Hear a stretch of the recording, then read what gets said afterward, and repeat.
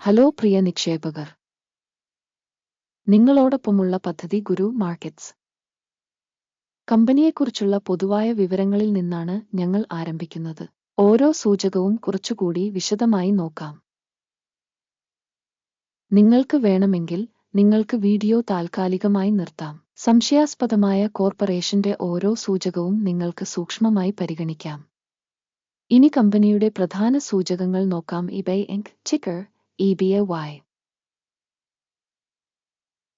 അവലോകനം അക്കാലത്തെ ഡാറ്റയെ അടിസ്ഥാനമാക്കിയുള്ളതാണ്. മാർച്ച് 28, 2025. വർഗീകരണം വഴി ഗുരു മാർക്കറ്റ്സ് കമ്പനി eBay Inc. ഉപവിഭാഗത്തിൽ പെടുന്നു. ഡെലിവറി 56 ഓർഗനൈസേഷനുകൾ വിലയിരുത്തലിൽ പങ്കെടുക്കുന്നു. ഇത് വളരെ പ്രതിനിധിയാണ്. ഈ വീഡിയോയുടെ അവസാനം ഞങ്ങൾ ഓർഡർ പട്ടിക നോക്കാം. സംശയാസ്പദമായ കമ്പനിയുടെ മൊത്തത്തിലുള്ള ഫലം ഇതാണ്. 10 പോയിന്റിൽ 1.5. ഉപവിഭാഗത്തിന്റെ ശരാശരി സ്കോർ 1.5 പോയിന്റാണ്. നിങ്ങൾ വിശാലമായി നോക്കുകയാണെങ്കിൽ മൊത്തം ഓഹരി വിപണിയിൽ US സ്റ്റോക്ക് മാർക്കറ്റിന്റെ മൊത്തത്തിലുള്ള ശരാശരി സ്കോർ 1.9 പോയിന്റാണ്. സ്കോറിനെതിരെ 1.5 പോയിന്റ് eBay Inc. കമ്പനിയുടെ ഓഹരി വിലയുടെ ചലനം താരതമ്യം ചെയ്യുന്നു. eBay Inc. ഉപവിഭാഗം കമ്പനികളും 12 മാസത്തിനുള്ളിൽ ഓഹരികൾ നമുക്ക് കാണാം. eBay Inc. 30.4% മാറ്റം കാണിച്ചു. ഉപവിഭാഗത്തിലെ വില മാറ്റത്തിനെതിരെ 25.5%. ഇത് വ്യക്തമായി ഒന്നും സൂചിപ്പിക്കുന്നില്ല, എന്നാൽ നിങ്ങൾ ഈ വസ്തുത കണക്കിലെടുക്കേണ്ടതുണ്ട്. കമ്പനിയുടെ വിപണി മൂലധനം eBay Inc. $31.14 ബില്യൺ. ഉപവിഭാഗത്തിന്റെ വിപണി മൂലധനം $3091 ബില്യൺ ആണ്. eBay Inc. 1.007% ഓഹരിയുണ്ട്. ഉപവിഭാഗത്തിലെ ചെറുകിട കമ്പനികളിൽ ഒന്നാണ്. കമ്പനിയുടെ ബാലൻസ് ഷീറ്റ് മൂലധനം $5.13 ബില്യൺ. $548 ബില്യൺ എന്ന ഉപവിഭാഗത്തിന്റെ ബാലൻസ് ഷീറ്റ് മൂലധനം. eBay Inc. 0.936% ഓഹരിയാണ്. വിപണിയുടെയും ബാലൻസ് ഷീറ്റ് ക്യാപിറ്റലൈസേഷന്റെയും അധിനിവേശ ഓഹരികൾ താരതമ്യം ചെയ്യുന്നതിലൂടെ നമുക്ക് ഇനിപ്പറയുന്നവ കാണാൻ കഴിയും. അധിനിവേശ വിഹിതം eBay Inc. ഒരു ഉപവിഭാഗത്തിൽ മാർക്കറ്റ് മൂല്യം വിലയിരുത്തുമ്പോൾ 1.007%. പുസ്തക മൂല്യം 0.936%. ഇത് വിപണി മൂലധനത്തിന്റെ വിഹിതത്തെക്കാൾ 7% കുറവാണ്. കമ്പനിയുടെ മാർക്കറ്റ് ഷെയറിന്റെ വിലയിരുത്തലും ഉപവിഭാഗത്തിന്റെ ബാലൻസ് ഷീറ്റ് ക്യാപിറ്റലൈസേഷനും മോശം, -1 പോയിന്റ്. വിശകലനം ചെയ്ത സ്ഥാപനത്തിന്റെ സാമ്പത്തിക ബാധ്യതകൾ $7.80 ബില്യൺ ആണ്. പുസ്തക മൂല്യത്തിലേക്കുള്ള കടം കമ്പനിയുടെ ഇക്വിറ്റിയുടെ 152.2% പ്രതിനിധീകരിക്കുന്നു. കമ്പനിയുടെ കടബാധ്യതകളുടെ ഫലം മോശം, -1 പോയിന്റ്. കമ്പനിയുടെ വിപണി വിലയും വരുമാന അനുപാതവും 15.8 ആണ്. ഉപവിഭാഗത്തിൽ ശരാശരി 30 ഉള്ളപ്പോൾ ഇത് ഉപവിഭാഗത്തിലെ ശരാശരിയേക്കാൾ 47% കുറവാണ്. ഉപവിഭാഗത്തിലെ കമ്പനികളുമായി താരതമ്യപ്പെടുത്തുമ്പോൾ വരുമാന സൂചകങ്ങളിലേക്കുള്ള ഓഹരി വിലയുടെ വിലയിരുത്തൽ നല്ലത് 1 പോയിന്റ്.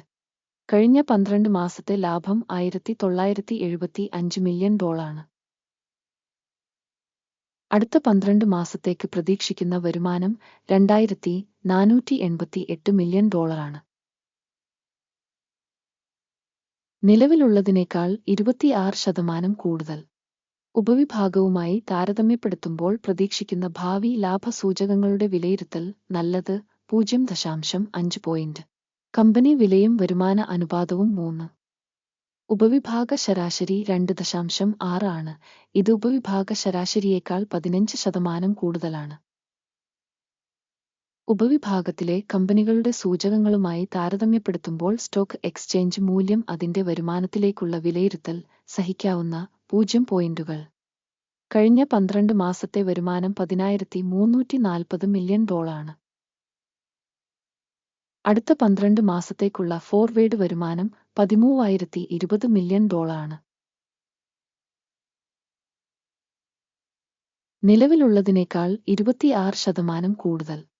ഉപവിഭാഗത്തിലെ കമ്പനികളുടെ സൂചകങ്ങളുമായി താരതമ്യപ്പെടുത്തുമ്പോൾ പ്രതീക്ഷിക്കുന്ന ഭാവി വിൽപ്പന സൂചകങ്ങളുടെ വിലയിരുത്തൽ നല്ലത് 0.5 പോയിന്റ്. മാർജിൻ 19.1%. ഉപവിഭാഗത്തിൽ ശരാശരി 8.8%. ഉപവിഭാഗത്തിലെ ശരാശരിയും കമ്പനിയുടെ പ്രകടനവും തമ്മിലുള്ള വ്യത്യാസം 10.3%. ഉപവിഭാഗത്തിലെ സൂചകങ്ങളുമായി താരതമ്യപ്പെടുത്തുമ്പോൾ വിൽപ്പന ലാഭത്തിന്റെ വിലയിരുത്തൽ നല്ലത് 0.5 പോയിന്റ്. ഉപവിഭാഗത്തിലെ ജീവനക്കാരുടെ എണ്ണം അനുസരിച്ച് കമ്പനിയുടെ വിഹിതം 0.42%. ഇത് വിപണി മൂലധന വിഹിതത്തെക്കാൾ 140% കുറവാണ്. ഈ വസ്തുത കമ്പനിയുടെ വിപണി മൂല്യം തമ്മിലുള്ള പൊരുത്തക്കേട് കാണിക്കുന്നു. ഇവ മിക്കവാറും പുനർമൂല്യനിർണയത്തിലേക്കാണ്. കമ്പനിയിലെ ഓരോ ജീവനക്കാരന്റെയും മൂലധനം $2,707,000 തുല്യമാണ്. ഉപവിഭാഗത്തിന് $1,129,000. ഉപവിഭാഗ ശരാശരിയും കമ്പനിയുടെ പ്രകടനവും തമ്മിലുള്ള വ്യത്യാസം 139.8%. ഉപവിഭാഗത്തിലെ സൂചകങ്ങളുമായി താരതമ്യപ്പെടുത്തുമ്പോൾ ഒരു ജീവനക്കാരന്റെ മൂലധനത്തിന്റെ അളവ് കണക്കാക്കൽ സഹിക്കാവുന്ന 0 പോയിന്റുകൾ. ഒരു വ്യക്തിഗത ജീവനക്കാരന്റെ ലാഭം $171,700 ആണ്. ഉപവിഭാഗത്തിന്റെ ശരാശരി $37,600. കൂടാതെ ഉപവിഭാഗത്തിലെ ശരാശരിയും കമ്പനിയുടെ സൂചകങ്ങളും തമ്മിലുള്ള വ്യത്യാസം 357%. ഉപവിഭാഗത്തിലെ കമ്പനികളുടെ സൂചകങ്ങളുമായി താരതമ്യപ്പെടുത്തുമ്പോൾ ഒരു ജീവനക്കാരന് ലാഭത്തിന്റെ വിലയിരുത്തൽ നല്ലത് 0.5 പോയിന്റ്. ഓരോ ജീവനക്കാരന്റെയും കമ്പനിയുടെ വിൽപ്പന അളവ് $899,000 ആണ്. ഉപവിഭാഗം പ്രകാരം $426,000. ഉപവിഭാഗ ശരാശരിയും കമ്പനിയുടെ പ്രകടനവും തമ്മിലുള്ള വ്യത്യാസം 111%. ഉപവിഭാഗത്തിലെ കമ്പനികളുടെ സൂചകങ്ങളുമായി താരതമ്യപ്പെടുത്തുമ്പോൾ ഒരു വ്യക്തിഗത ജീവനക്കാരന്റെ വരുമാനത്തിന്റെ വിലയിരുത്തൽ നല്ലത് 0.5 പോയിന്റ്. വിൽപ്പന ഇടപാടുകളുടെ അളവ് 5%. ഉപവിഭാഗത്തിന് ശരാശരി 1.4%. ഇത് ഒരു ചെറിയ ഞെരുക്കത്തിന്റെ ഒരു വിലയിരുത്തലാണ്.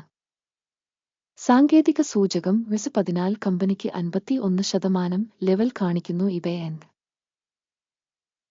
ഉപവിഭാഗത്തിന് വെസി ലെവൽ 14 ഏകദേശം 48%. സാങ്കേതികമായി ഉപവിഭാഗ സെക്യൂരിറ്റികൾ കമ്പനിയുടെ ഓഹരികൾക്ക് ഏകദേശം തുല്യമാണ്. ഇവ കമ്പനിയുടെ ഓഹരികളുടെ യഥാർത്ഥ വില ഏകദേശം $66.8 ആണ്. കമ്പനിയുടെ ഓഹരികൾക്കുള്ള സമവായ വില ഏകദേശം $65.63 ആണ്. നിലവിലെ എസ്റ്റിമേറ്റിന്റെയും സമവായ പ്രവചനത്തിന്റെയും ചലനാത്മകത ഏകദേശം -2%. നമുക്ക് ഓർഡർ ടേബിളിലേക്ക് പോകാം. അത് നിങ്ങൾക്ക് ലഭ്യമാണ്. അതിലേക്കുള്ള ഒരു ലിങ്ക് പിൻ ചെയ്ത കമന്റിലുണ്ട്. സ്റ്റോക്ക് മൂല്യനിർണ്ണയ റഫറൻസ് സിസ്റ്റം ഈ സീസണിൽ പരസ്യമായി എടുത്ത എല്ലാ തീരുമാനങ്ങളും ഓർഡർ ടേബിളിൽ അടങ്ങിയിരിക്കുന്നു. ഗുരു മാർക്കറ്റ്സ് ഓർഡർ ടേബിളിലേക്കുള്ള ആക്സസ് തികച്ചും സൗജന്യവും തുറന്നതുമാണ്. പിൻ ചെയ്ത കമന്റിലെ ലിങ്ക്. സ്റ്റോക്ക് വിശകലനത്തിന്റെ ഫലമായി ഇവ വിവര വിലയിരുത്തൽ സംവിധാനം ഗുരു മാർക്കറ്റ്സ് ഇനിപ്പറയുന്ന തീരുമാനം എടുത്തു. ഈ വീഡിയോ ഒരു അവലോകനമായതിനാൽ ഓർഡർ തുറക്കരുത്. അവസാനം വരെ വീക്ഷിച്ചതിനും വിവരങ്ങളും റഫറൻസ് സംവിധാനവും ഉപയോഗിച്ചതിന് എല്ലാവർക്കും വളരെ നന്ദി. ഗുരു മാർക്കറ്റ്സ് നിങ്ങൾ ശരിക്കും മികച്ച പ്രേക്ഷകരാണ്.